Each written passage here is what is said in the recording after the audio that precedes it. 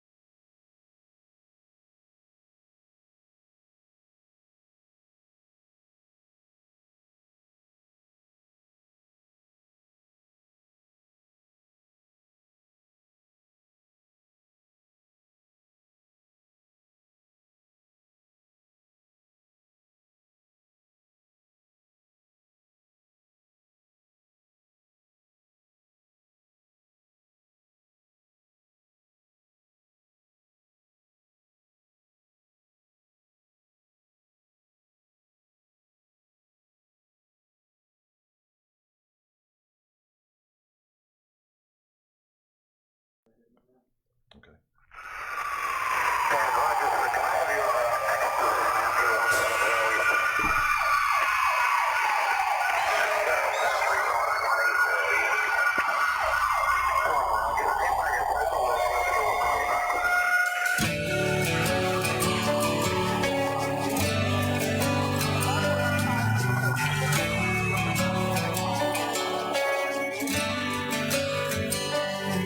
It was a dark and stormy night, nor'easter rolling in. It's a long 12 hours, the power's out again. I pray for inner strength and that we don't lose no lives. Just another day in the first responders' eyes. Half a cup of coffee's gone, the first run comes in. A car slid off the road, there's a family trapped within. My heart beats like a hammer, I can barely catch my breath. I'm thinking the worst and hoping for the best.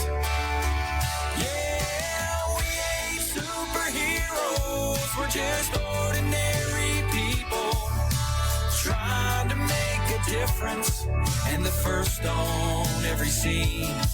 It's a heavy, heavy burden to carry all this burden when you can't unsee the things you've seen. It keeps going on when those sirens are gone. All right, welcome to the award-winning Mad Radio Show here in the Fishbowl, your first responder network in Healing Our Heroes. With John and Sam, we are dedicated to providing first responders with the most updated mental health resources available and bring them live to you. We are broadcasting from Globe Life Park, the heart of the entertainment district here in Arlington, Texas. And like I said, we are in the Fishbowl, which, Sam, I got to tell you, I'm looking at that book right now. What is it? Irony. What is it entitled? A Life in the Fishbowl. And we're not talking about us. Life in the Fishbowl. You know, we have an amazing show. One thing with Tegan, and I say that right, Tegan? yes, sir. Okay, because I'm real bad with names. Tegan and Holly, right? Right. All right. Tegan. Nice job. I know. That was it's awesome. amazing. Amazing. See what happens when I eat a couple of fruits and vegetables and I start to get some sleep. Yeah. You know, it's been a whirlwind weekend, and you know, we have done so much in the last 4 weeks, Sam. I'm glad to have Tegan and Holly in here to discuss this, because this is something that, you know, when we talk about healing our heroes, this is something that goes beyond sometimes. When we think about post-traumatic stress, when we think about the stress of the job, you know, we talk about car accidents, we talk about domestic disputes, we talk about all that stuff. We never get into something like this. Yeah. This is something that goes way beyond the normal daily law enforcement life. And I got to tell you, I mean, it's first of all, thank you, Holly, for just I asked her right when they walked in the door. I'm like, hey, could you be on? Could you be on with Tegan, because the stuff that you cover in the book, and we'll bring people in and let them know what we're talking about in a second here. Yeah. It is key. Is part of what we do is a badge of honor, healing our heroes with trauma behind the badge. Hey guys, if you're listening, I think Thayer's on. Chateau Recovery is one of the big focuses is on family, because we can sit here, talk law enforcement all day long, share stories or morbid humor, all that kind of good stuff. But there hasn't really still been discussion on how our lives and how I'll say still live our lives have an effect on our families. And I just from me and John appreciate your openness, what you put in the book. And yes, people, yes, I know. I'm gonna clue you in here. They're like, what are you talking about? What are they chopping out the bed? I know. This is radio. We're supposed to build it up and then give you a big letdown. This is the tease. Exactly. So, well, why don't we just can we see it on camera? This is what we're talking about. This book called Life in the Fishbowl. And the author, Tegan Broadwater, is sitting across from me, and his lovely wife, Holly, is next to him. And he wrote this book.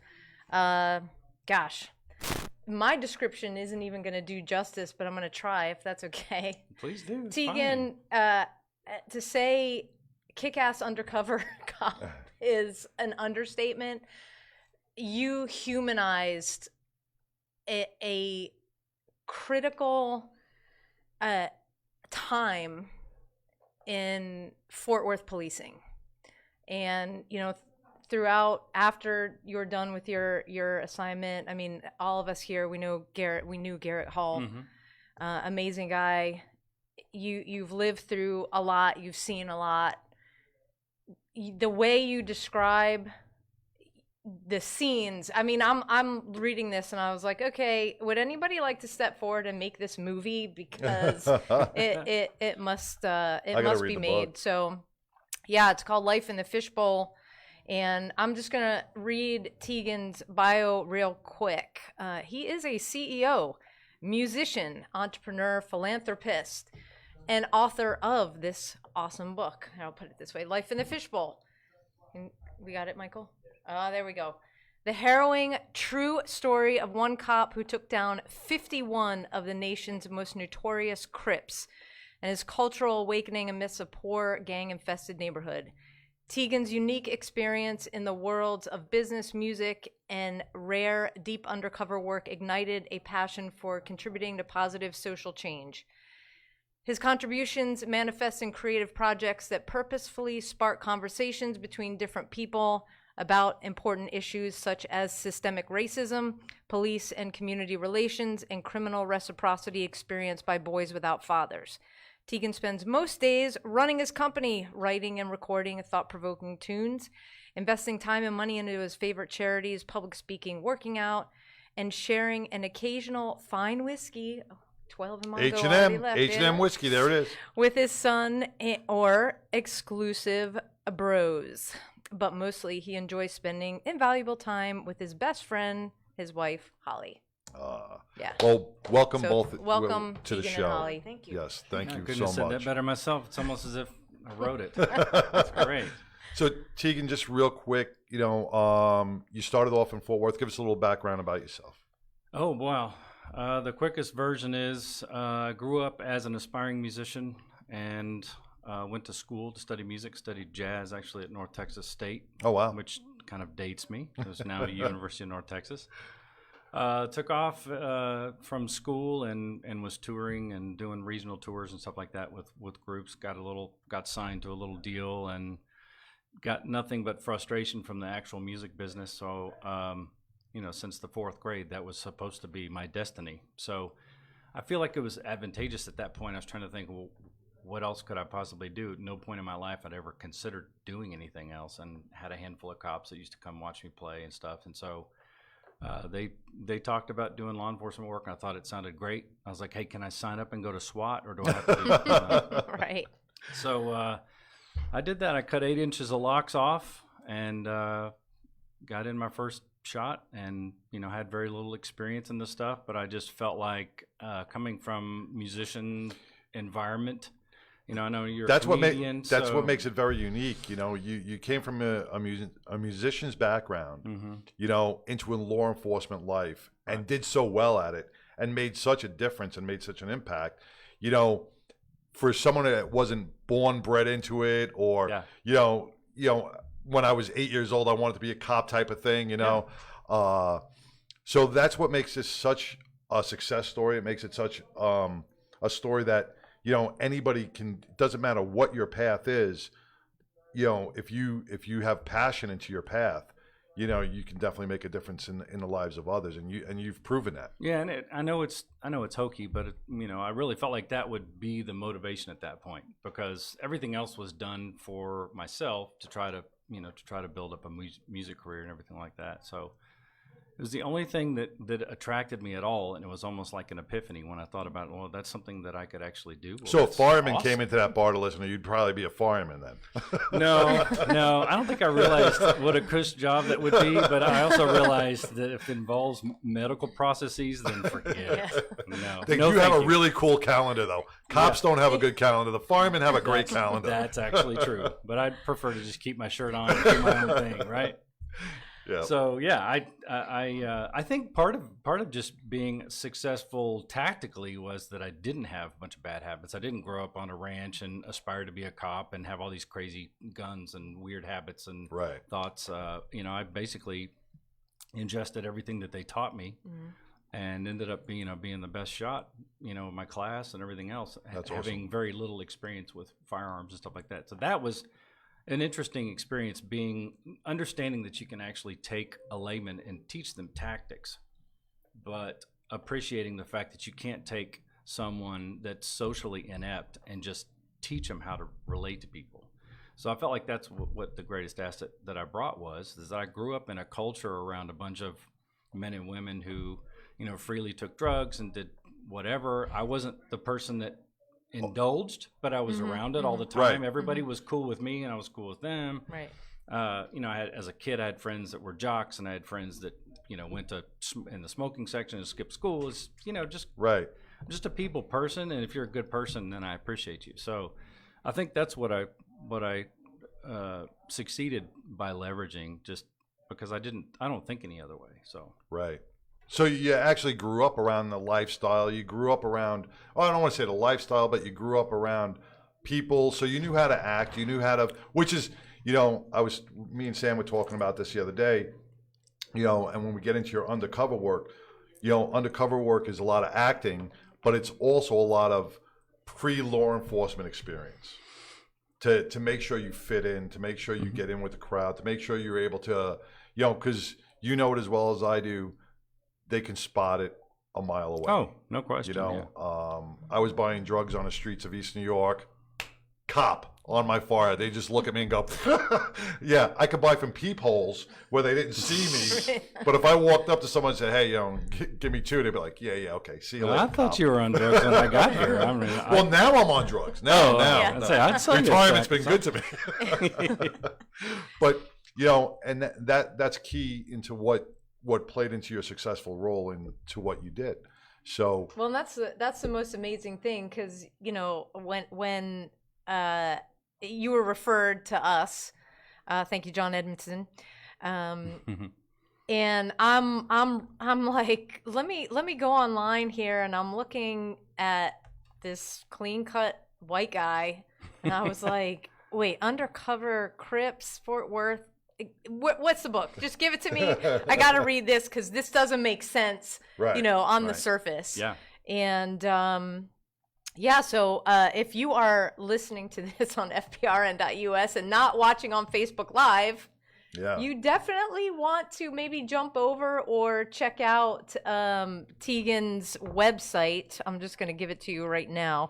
Can you pin this, Mike? on Tegan social media? TeganBroadwater.com. Yeah. So you can see Tegan Tegan. Broadwater. in person and what he looks like. And I want to let's just dive right in here. Well, one thing I want to know, and yeah, if we're gonna dive right in, you know, for a guy who's a musician coming in, no law enforcement, you know, what most guys would have turned around and said, well, I'm gonna take the sergeant's exam, I'm gonna take this exam, and I'm gonna, you know, I'm gonna be a boss, or I'm gonna sit behind a desk, whatever. You jumped right into the meat and potatoes of law enforcement, which I think is fantastic. What made you go into, I guess, narcotics, or into the gang unit, or what made you gear that way? Well, honestly, I think when I started, that's where my aspirations were. And I hesitate to put it this way, but some of the action was attractive, but I felt like I had the even head to take on things like that.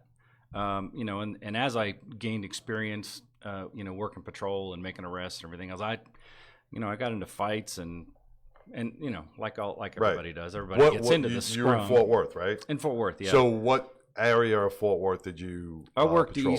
I worked the east side. East Fort side? Worth.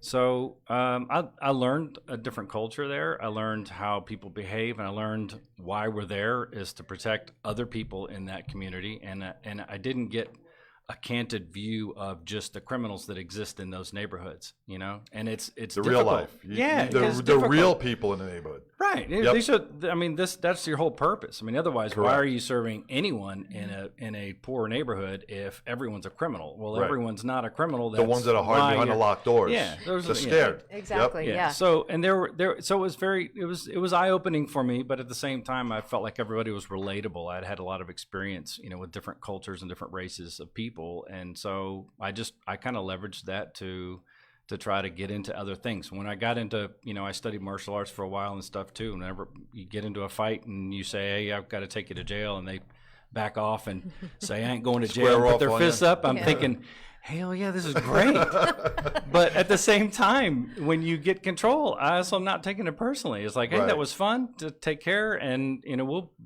literally sometimes be just cutting it up on Yeah. the way to jail, because look, it's not personal. Like, It's business. you're trying to get away or fight me, and I'm trying to do my job. And now that it's over and we got into a scruff, that was kind of fun. And You want a hamburger on the way yeah, to jail? yeah. So what do you do? You know, besides this.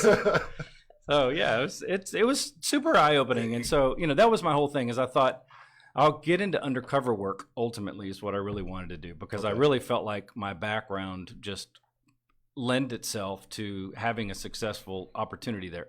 I didn't really know this, but I thought this, because hell, I didn't know what undercover work was. Did you deal with a lot of in east side of Fort Worth? Did you deal with a lot of narcotics and gang activity in your area? Yeah, tons of it. It was Yeah, tons of it. You know, there's lots to do. So I think in any large city, if you work in some of the poorer areas, you're going to end up with crime and issues that are a result of people being poor and Correct. put in poor positions. And you have opportunities to abuse privileges in those cases. You know, you've got lots of people that can't afford, vehicle insurance. If you're the guy who's just going to stroke people's 6 tickets because they can't afford this or that, and you just want to get your nugget Book- and whatever. yeah, get your I mean, books on, there are right. those guys and Right. girls, Right. and of course, those are the ones that everyone remembers. And I was the same way. So look, I grew up respecting police, and I was the yes sir, no sir, yes ma'am, whatever. And when they pulled me over all the time because I was the long-haired dude, and stripped my car down. I remember one time on my way back from Houston, I had a gig. I had an 8 o'clock class, but I had a gig on a Saturday or Sunday night rather, and it ended at 2 a.m. So I packed up all my drums at the time, loaded it into my 77 Caprice, and start trying to haul down up from Houston so that I can get 2 hours A short of sleep. 5-hour Right, drive. right. Yeah, Right, but, exactly. it's nice to be young. But and I kept having this car, kind of pull up and then pull back, and it was kind of messing with me. So I kept trying to keep a distance or whatever. Eventually pulled me over. It was a DPS unmarked vehicle or whatever. He came up and asked, and I was very respectful and hadn't been drinking. And he asked me all the questions. Started searching the car. I told them what everything was, and then they had me stand away, and they brought some other people in there. They tore everything up, took all my equipment out of their cases, threw it into the musicians got to into be the on side, drugs. Right. yeah, Gotta threw it find into something. the side of the road, broke my turn signal lever, Oh, wow. broke my glove box trying to get into it when I had a key, but nobody asked me for it. And after they found nothing, they just left everything strewn over the freeway at 3:30 in the morning and said, "Okay, take care." And I was like, "Wow, dude." Wow, but I still wasn't the guy either that I don't launch a call, but I remember that obviously, but I know that there are also cops that actually did me righteously during my time too, because once they find out and give me a few minutes and they realize, oh, you're a straight guy, you just look like you're not a straight guy, which I understood. It was kind of a purposeful thing. So I took that forward. I mean, I remembered how it felt to be discriminated against, and there's good cops and bad cops, and I experienced them all. And I get, and that plays a big role in as a cop. When you can see that, when you can say, you know what, I've been disrespected, so I'm not gonna, there's a time and a place. Yeah. And I'm not going to disrespect somebody just because I'm wearing a badge, not just because I'm wearing a uniform or whatever. I didn't like it. I'm sure other people aren't going to like it. Right. So that brings a lot of professionalism to the job. Me and you have spoken about that a lot. Mm-hmm. I was a white kid thrown into East New York, Brooklyn. Yep. I was out of the suburbs in the ghetto like that going, holy crap, what is this about, Right. But I took time to learn the culture. I took time to talk to the families that are behind the closed doors, that do the homework on the their kids, their 7-year-old kids are doing homework on the floor because they can't sit by the windows, and I respected that. And I said, these people need a chance. These people need to have somebody to help make a difference. Yeah.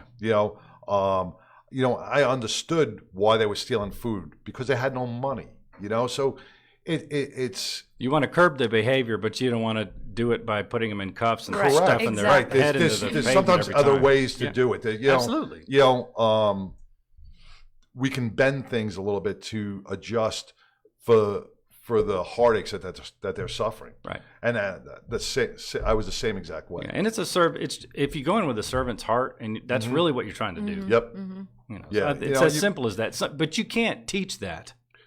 You can show people perspective and open their eyes and have them realize, oh, I never realized that.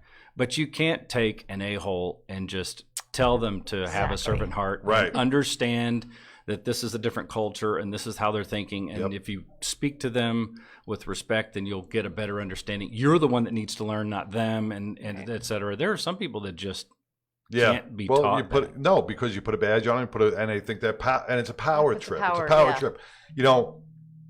When I was about 8 years old, I used to go to Grand Union. My father was a produce manager in Grand Union back in Queens, and he'd take me to work with him, And I was the little kid just breaking up boxes and the whole bit. But I was, I'd wander around the store, and I saw this old lady one day loading up her purse with apples, oranges, and a whole bit. She was filling up bananas, all this fruit. So me being a dumb kid that I am, I ran back to my dad. I'm like, Dad, she's stealing food. So he came out. Future cop. He came out and he looked. He saw her putting stuff in the bag, and I said, "Aren't you going to do anything?" My father just turned around and he goes, "No." He goes, "She's stealing food. That means she's hungry. She's got to eat." He goes, "This is free from the ground." He goes, "We grow this stuff. It's not like we manufacture it. We grow it." He goes, "It's not costing us anything, and it's putting food in her belly." He goes, "Let her take it." And I looked at him. I'm like, okay, there's a reasoning behind that. He goes, turn around to me. Right. Turn around to me. He goes, "People steal fruit and vegetables all the time." He goes, "They have to eat." And I took the whole attitude into the bad parts of Brooklyn with me. And I said, "You know what? You got to make a living. You got to eat. You got to put food on your table. Right. You got to survive."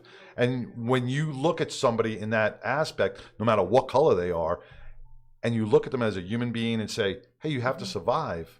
I understand that. Let's work together," instead of going, "You're right, I'm wrong," and Exactly. us against them mentality, that whole bit. Put that all aside. Yeah, because even setting the table like that is already making the line blurred. Yes. So at that Exactly. point, there has to be some kind of conversation or adjustment of the rules or whatever. I mean, you have an obligation at some point. Hey, you're stealing this, but at this point, hey, if you're in uniform and you see it, then you can't just say, well, I'm going to let him steal, for Right. instance. Correct. But you might say, Let me hey, buy that for you. Right. Before you walk out with that, let me take care of you, right? Right. Exactly. Exactly. So we're already thinking the same Yeah, thing. Yeah. let me buy that for you. I don't have to put you in cuffs because me putting you in cuffs for stealing fruit. Right. What does that do? It puts a collar under my belt. I arrested you. I bring you before the judge. The whole bit. Screw up your whole life. You got kids at home. And you the got, neighborhood now knows you're the asshole. Right. So Yeah. you know what?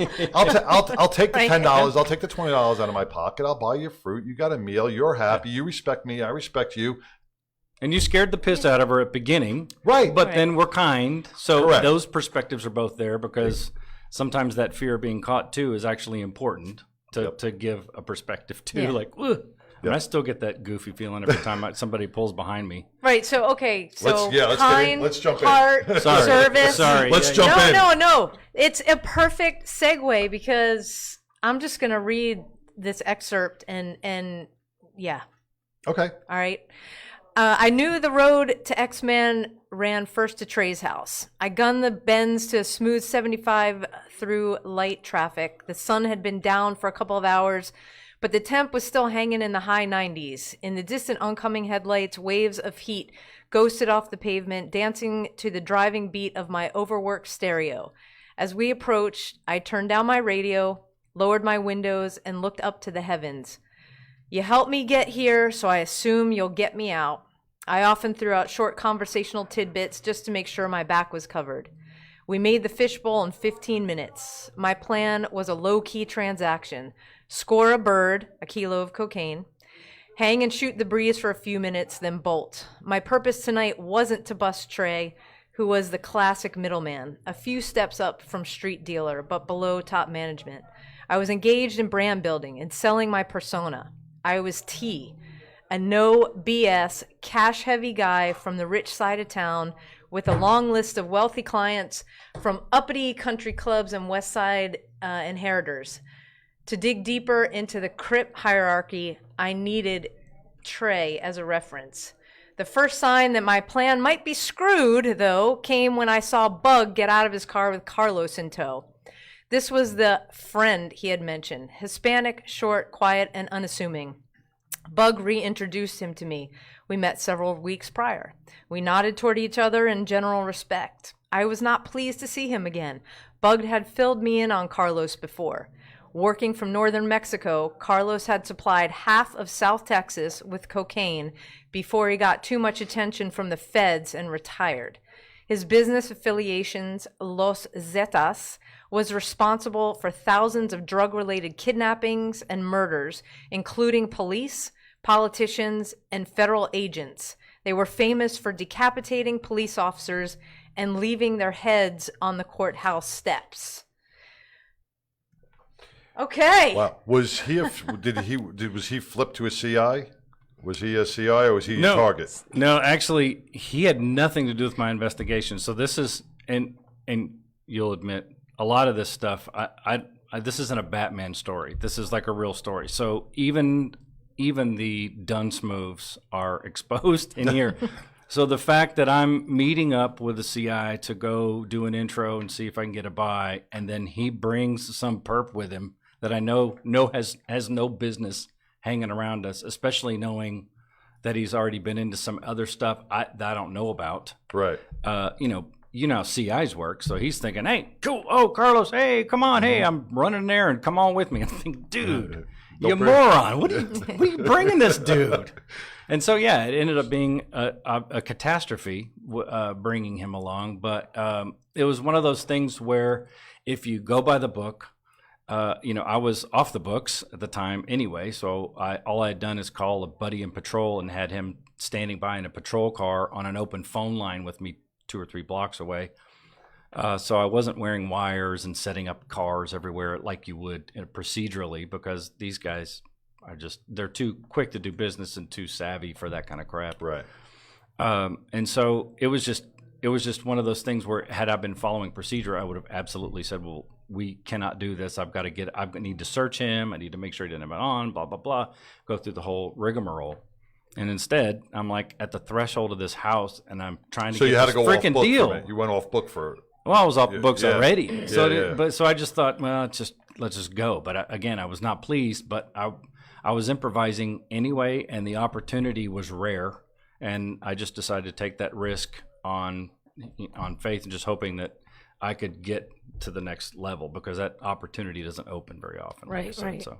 And ultimately, you write that everything worked out. Carlos realized he had disrespected you, right? Yeah, right. And so after you write after the debacle, of course, right. that we You don't write. know, yeah. I suppose even mass murderers have some manners. It's like So knowing that this guy and where he comes from, and I'm reading decapitated, and heads he's on the apologized. courthouse. And he's Yeah, apologized. Yeah, but it's Yeah. true though. Really, if you think about it, like all those cats that I worked around, and I'm talking about the bad guys, the Crips, and all this. As I worked my way through the network and essentially had bad guys vouching for me to other bad guys, you realize that if you just remove the sociopathic element from a lot of these guys, they're exactly like us. They're just like dudes and chicks that are just hanging out, and they're talking about goofy stuff and talking about sports playing and- Madden. Right. Well, we go in, and that frustrated them more than not getting the deal Is that done. you beat 'em Yeah, in beat their ass Madden? in Madden in their own house. Boy, they weren't happy with that. It's But- so funny you say that, because that brings back,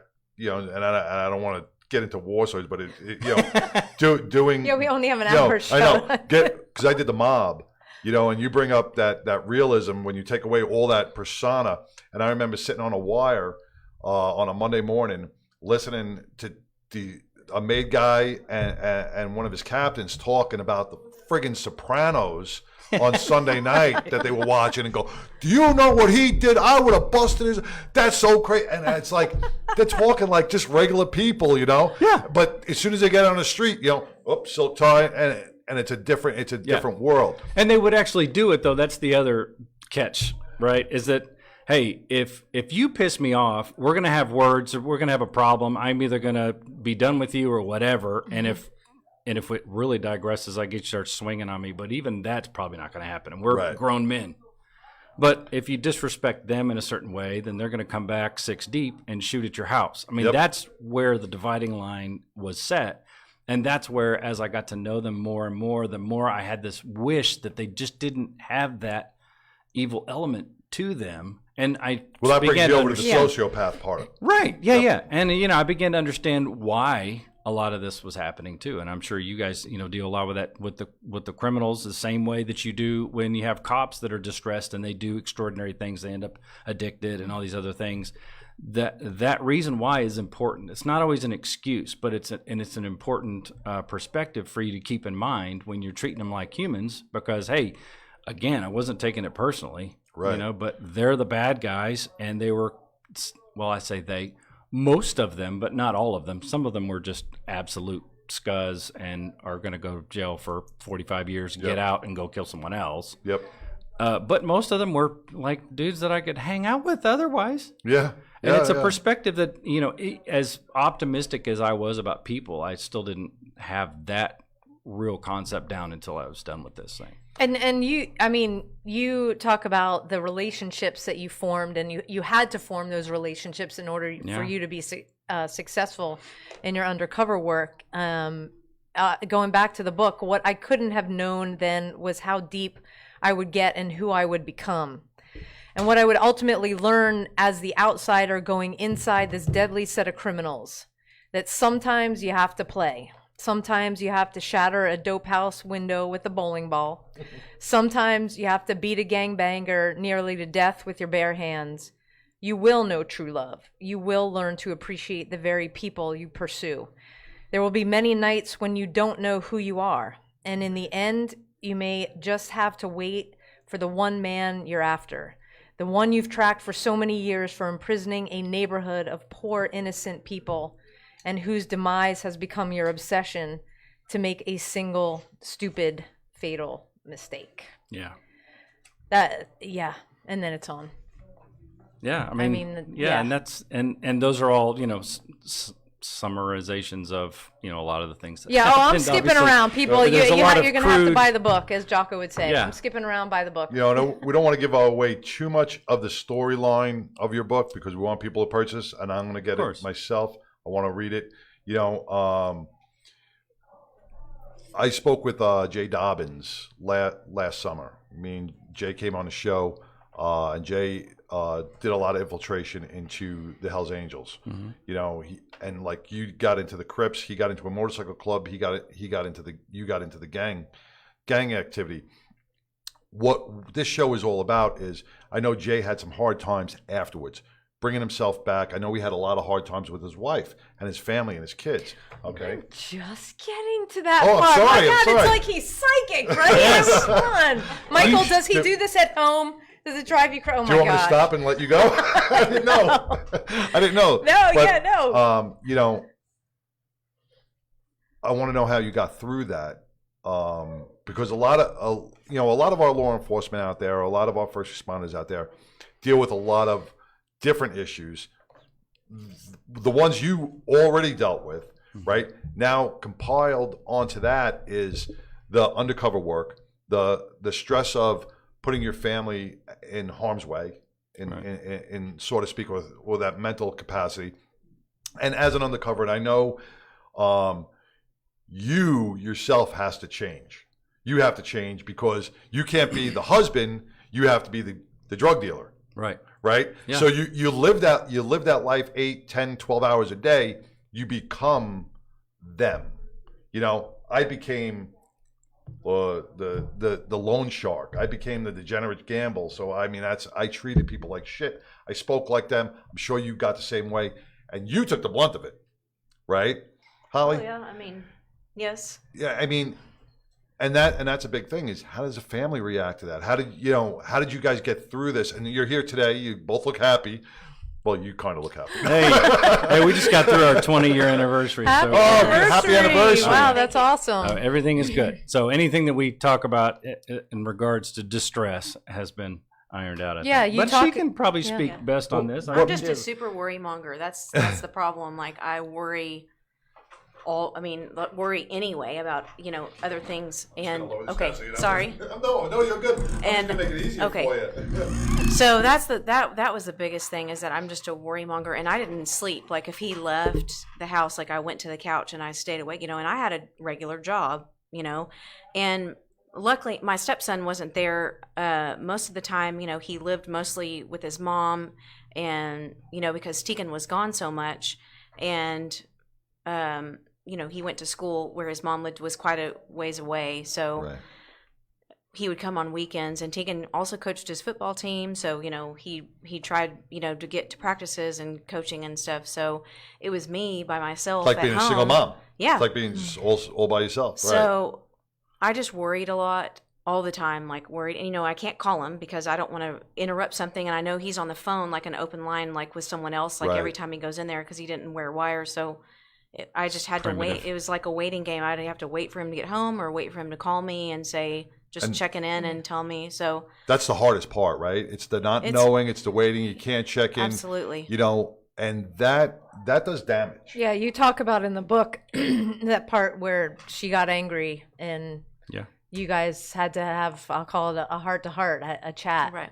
Yeah, because Yeah, a it lot. comes a If I point- can precede this, like I actually felt like I had a lot of my own personality in my persona, so I didn't feel like I was like gonna dirty my hair and do this and change my vocal inflections and different things. So I felt like I was a lot of myself had I decided to go deal dope and try to get into the game like I did. So Right. I tried to be as relatable that way because I thought that's the best way to sell it. So I also worried less that I was bringing home something more extraordinary, Exactly. So, however, Mm-hmm. as you explained, it's not always the way I think it is. She has the better perspective of how things are, and she could see the changes, But you over can't. the- You can't see the This is change. almost 2 years I was Right. undercover. You're for not this going to thing, see the changes because they came gradual and they're in your training. She's Well, going to and see plus it you're because coming home, sleeping for a couple hours, and you're Right. right back Yeah. out. Yeah, and Exactly. and it Right. was nerve wracking for me to know that. I mean, she has to be at work at 8:00 in the morning, and I'm coming home. It's 10:30, and then I get a call at 1:00 in the morning, and I go get back up, and she gets up, and I'm like, I wanted her to sleep, but Well, I wanted to sleep too. But, Right, But you it's wanted kinda to hard. sleep, right. But anyway, I hard, just yeah. wanted to precede Yeah. that with how you noticed whatever yeah, changes. I think my breaking point, I think, was because I was so afraid because he was getting such little sleep, and like it was like, it was getting towards the end, and he was trying to do all of these things because he would tell me things because like I couldn't tell. He would come home sometimes, and like I would have. I remember one time actually was coming to a Rangers game, ironically here, and I had some friends from out of time. They were staying in a hotel. They came over to my house like to meet me, to hang out a little bit before we went, and Tegan actually came home for like 10 minutes or whatever. And of course, I mean, he didn't look a whole lot different. He never cut his hair, so his hair started growing out, and he had a nasty like looking. This is You all can tell. this You know what? I can just tell by her here. face how disgusted she was Yeah. in your way. like you look. a weird, and so and their comment was like, "Wow, Tegan looks a lot different." Like, do you like the? And I'm like, Yeah, the scruffy well, thing, of course, yeah. no, but I couldn't tell them like what he was doing. I Right. just said, oh no, they're working on some, some stuff, Right. at work or whatever. They go and do this, like.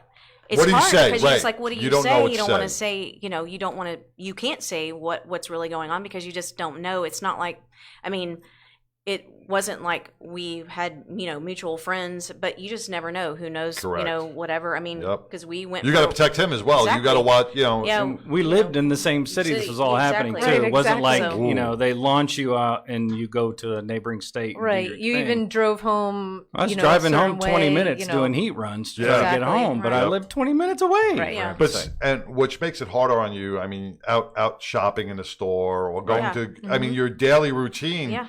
is Jacked up. is Yeah. turned over. It's It was- changed. Well, and it was it's, jacked it's, up. it's terrible when you go out in public. It's like we have this we never held hands. We never walked. We kept a little bit of distance walking from each other. And- Almost like celebrities. Yeah, only one time we were together. One time, and we were outside walking actually, and I always, we never like walked like we were together. I mean, we walked close, but not like completely close to where people would be like, I don't know if they're together or not, kind Right. of thing. And we were walking, and this Hispanic guy came out of I think we were walking by. It was like a club, some kind of like bar or something like that, and came out, and he was, said tea. And I immediately heard him say that. I didn't even look in that direction because I didn't want him to think that I was, like the name was Right. familiar. Right. And I just kept walking, and he's, stopped and talked to him or whatever. And I just kept walking like as, far, and just didn't say anything, just kept See, going. You know Bought what's into the scary about program. that, though? Yeah. But you know what's scary about that? And this is what we talk about when we talk about hypervigilance and hyperarousal, right? In post-traumatic stress, we're supposed to feel that. Yeah. Right? We're supposed to feel that. Which you did, and Right. trust me, No, when you no, read yeah. this, No, I it was But, like, but yeah. you know what? Your She wife wasn't. shouldn't be Yeah. feeling those hyperarousal and a hypervigilance state when you're walking out. Me and you. I know. You know what I'm saying? We as first responders, we know that we're always on the guard. Our We heads signed are on, up for it. Right. kind of, Exactly. so Our to heads are speak. on a swivel Sort of. at all times. Not really, but sort of. Signed Right. up for it, yeah. But our heads are on a swivel at all times. Our spouses aren't supposed to be hypervigilant. Right. They shouldn't have to worry. And it seems like your hypervigilance bled off onto Yeah. you. You know? Well, and plus the fact not sleeping. Yeah. Not sleeping. that Yeah. that I has did. a huge. I will say that I did a couple of times ride out with him when he was in patrol. Like when they did ride outs, I did ride out with Before him a few undercover times, work, and- obviously. Right. Yeah, it Come on, was- hon, we're gonna go do this drug deal. yeah. And it was ironically when his book was first published, he did a lot of speaking things, and I went with him, and it seems like that I always graduated to the stage with him because people wanted to ask questions. And one of the things, almost the number one question, there's always two things some people ask him. How in the world did you do this when you're white and you're, infiltrating the Crips? Right. And then they ask about the cops scene. Every single person asks about the cops, what happened, when he went to the house and he was on the TV on an episode of Cops.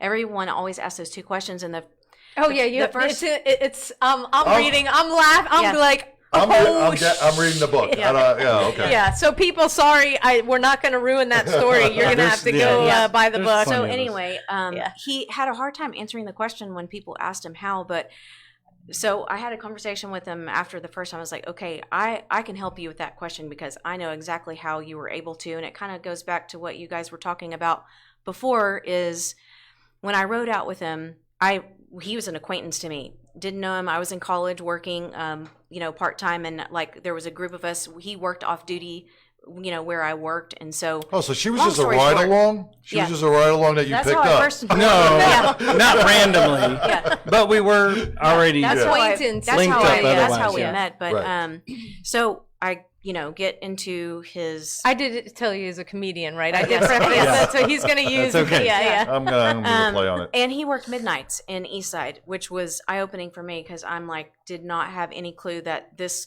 kind of area even existed in Fort Worth. Is he East Side? And I please don't. I don't want to offend anybody. Is that like Stop 6? Stop 6 is east, and that's then, East Side, and then it runs all the way from Stop 6, all the way west to 35. Okay, yeah. So essentially, does basically encompasses the spot between, and then 30 is your other northern barrier. Okay. So anyway, we, it was really busy. We went on lots of calls or whatever, but I was very taken by his demeanor towards the people that he encountered. And he took plenty of people to jail, had conversations with it's like they're buddies, and he's talking to them and he's taking them to jail because, they're, we went on drug call, people selling drugs and I think a break-in, and it really, I don't mean to offend anybody, but you see, most, layman people or some layman people, there's that persona of cops that they're all jerks. They just want to, pull you over, write you tickets. And, there's no, it's hard having conversations with them if you're supposed to be, innocent. A lot of them put that wall up there, and a lot of them have that us against you mentality. Sure. Yeah, for sure. And so, I had never really dealt with cops ever in my life before, except for like when I was in high school and they came to party because loud music was called. And then, they give people tickets for, underage drinking or whatever. And then, which I never got. But of course not. Tegan bought me my first drink when I was 21. You would actually be really surprised. That's a whole nother episode. So anyway, I was so impressed, and I just like, wow, this guy is such a great guy. Like he treated everyone as they were human. And he was not, he was never, he, of course was like, man, what are you doing? Like, why are you doing this?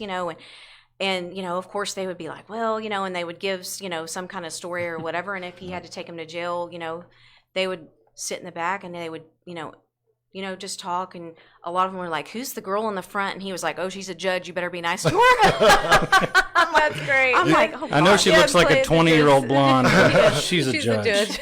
But you just hit on a key topic that really affects a lot of our law enforcement throughout the nation is the approach. The approach is what changes the whole dynamic of the whole interrogation stop. Hey man, what are you doing this?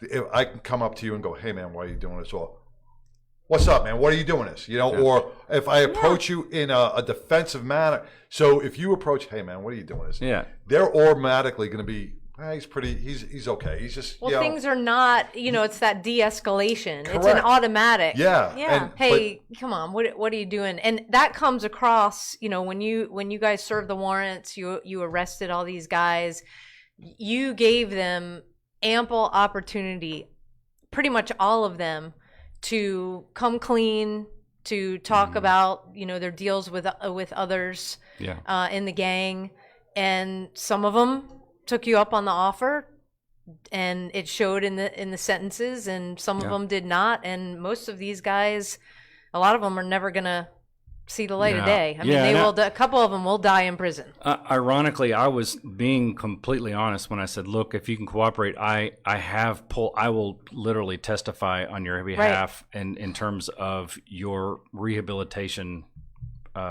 potential." And then we only offered that to certain ones. Right.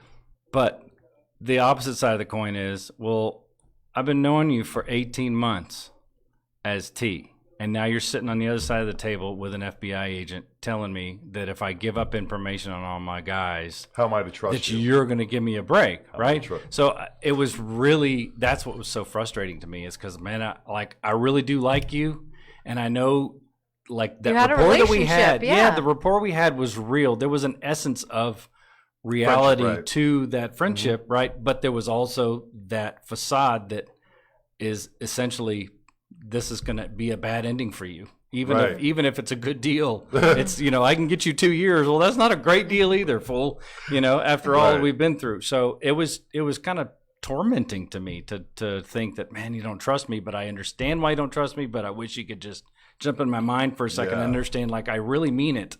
And like what you said, the ones that took me up on it, I testified for them and said, look, I really feel like they got a chance. And like I said, there's a few Did it of work with did it have power to judges? very short sentences on a handful of them. And you guys know you can't absolutely control. I can't guarantee it. Right. But that's why I said, look, I'll testify, because I had the ear of the U.S. attorney and the FBI agents that was running the case. So. If you like dickhead cops, you got dickhead judges out there. Yeah, Just, well, yeah, the had a bad judges- day, had a bad, I got into a fight with my wife. I'm gonna take it out on my next defendant. It happens, Yeah. Yeah. But, Wow. Well, this is, folks, this has been eye opening. And again, our hour goes by way too fast. Sorry. And so everybody go out, buy the book, Life in the Fishbowl by Tegan Broadwater, sitting right here in the studio with his lovely wife, Holly. And if you don't mind me mentioning that all of the profits go to Hope Farm, all of the profits from any of the book sales go to Hope Farm Inc., which is What is that? It is an organization that mentors children of incarcerated parents, Excellent. boys in particular. Excellent. And you Okay. can read more about Tegan's work and why he's so passionate about that, because again, this is not the us versus them, what we see in the press, what people kind of get in their head. Holly, you did a great job explaining that. This is a man who took it upon himself to throw himself into one of the most dangerous gangs that exists in the United States and make a difference. And you did make a difference in that community big time. It's at the end of the book. Yeah. Go buy the book. Don't That's all I give it can away. How do I know the butler didn't do it, or right. Come on, now I know it turns out to be a happy ending. He just sat here and told you he went But to I that didn't and know sat that. on the I want to stand. read the book. Okay, it's a happy ending for some people. How about that? All right, I'll take that. And I appreciate you guys too. I appreciate your backgrounds and learning about you guys and what you've done too. So both Holly and I really appreciate what you guys are doing also. It's really, really fantastic you're thing. welcome. I'm happy that you both came through this. I know it's probably it wasn't probably an easy road for you guys to go through. It was probably real tough. Yeah. And I'd like to one day have We you have to guys have back. a part two. I'd like to Yeah. have you guys back, not really discussing the book, but discussing the spousal aspect of it, of really getting through this together and what it takes. Because you know what, there's a lot of law enforcement officers across our nation right now that are going through hard times, do not know how to react, do not know how to ask for help, and do not know how to communicate with each other. And I would love to have you guys back on a show so we can discuss the communication factor and the healing for other officers. I think that would be great. I think She you guys- says yes, so we don't have to be back. See, communication. As long as she says yes, I'm here. We're good. Right. We're good. Oh my gosh! So guys, if you want to support Mad Radio, to continue to have awesome shows like we just had with That goes Tegan so and fast. Holland. They go so fast, right? Hey, jump onto a badgeofhonor.com, click on Mad Radio. There's a donate button right there because there's a lot of stuff in the background that you don't know about. You can also go. We're gonna put Tegan's book on the Facebook page, right? Yep. Okay, so Gonna put it right next to your book. thank you.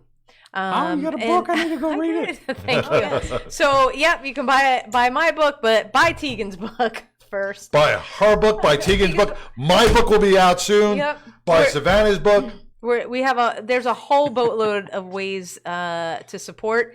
And hey, if you haven't thought about it, I've been told it's the most unique way. You want your Texas license to carry? TheTexasLTCOnline.com and pick it up for $49. Helps out Mad Radio.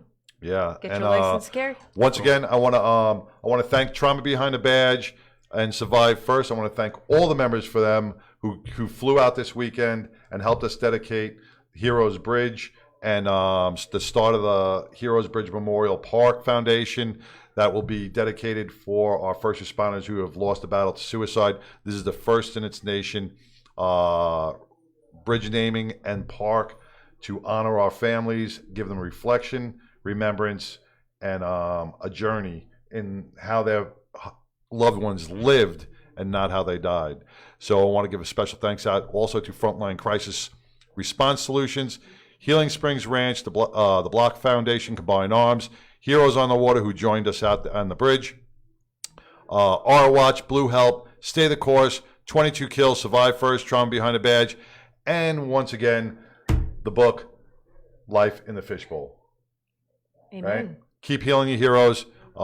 Support those who support you every single day. And until next week, stay blessed. Join us every Wednesday, and have a great day.